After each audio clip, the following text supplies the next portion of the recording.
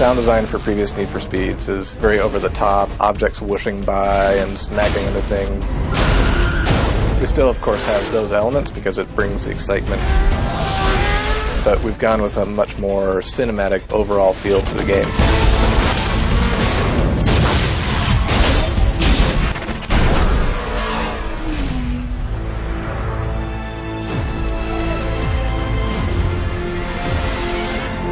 I came from Los Angeles, where I worked on a lot of films, and I've sort of tried to figure out how we can bring that feel to the game. One big aspect, of course, is the score. Brian's score really emphasizes the excitement and the power of racing and the adrenaline rush. Part of the more cinematic, serious, intimate feel of this game is more believable voices. You head around front, I'll cover the back. Got it. It's similar to previous games in that we have cops and some of the cop chatter that you're probably used to. Units in the area, please respond. What's different, though, is that we have a main character this year. You see his face, you hear his voice, and you can get out of the car. We get early sort of storyboards of what it's going to be like. We break down what we need from the actor, so we need an effort for this particular movement, we need a strain, we need a reach, we need this and that. You put in the vocalizations, it sort of gives you that connection with Jack.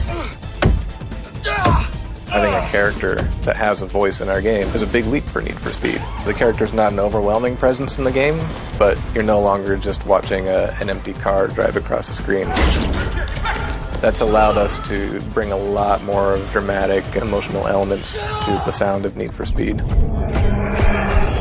The whole thing is all about emotional and drama and keeping up the tension and the excitement and everything. So we don't want to keep it super literal. We try to use whatever sounds we can to drive the emotion. We're not necessarily looking to say, if he's running or punching, we need like a literal punch sound. This is just all our hits. So anything that's just just kind of a big impact.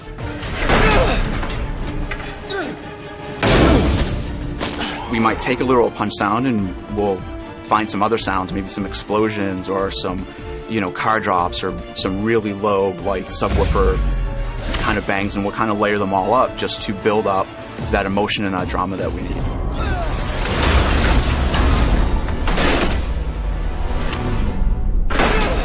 Overriding through everything we do is how do we make this feel more human, more intimate. Just overall getting a lot of movement, a lot of believability behind who's driving that car. We want to make you feel like there's an actual driver.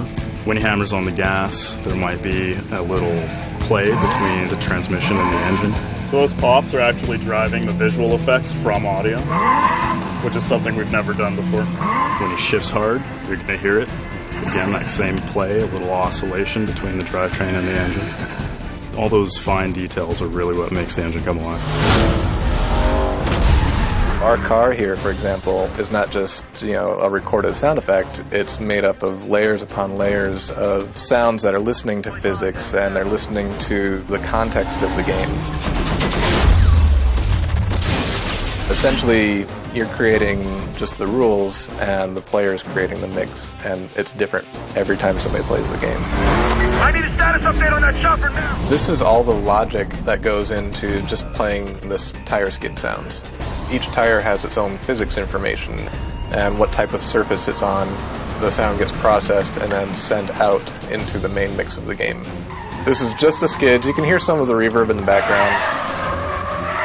As you go faster, the skids change in quality, change in sound. If you're going 100 miles an hour sideways, it'll have a completely different sound. It's reacting in the way we feel a human would actually be applying the throttle and brake based on the inputs that the player is giving. It's so hard to get the actual feel of driving and not the feel of just controlling a car on the screen. That's where we really put the extra effort. A really nice system, really nice setup. It just allows you to immerse yourself even more in the experience.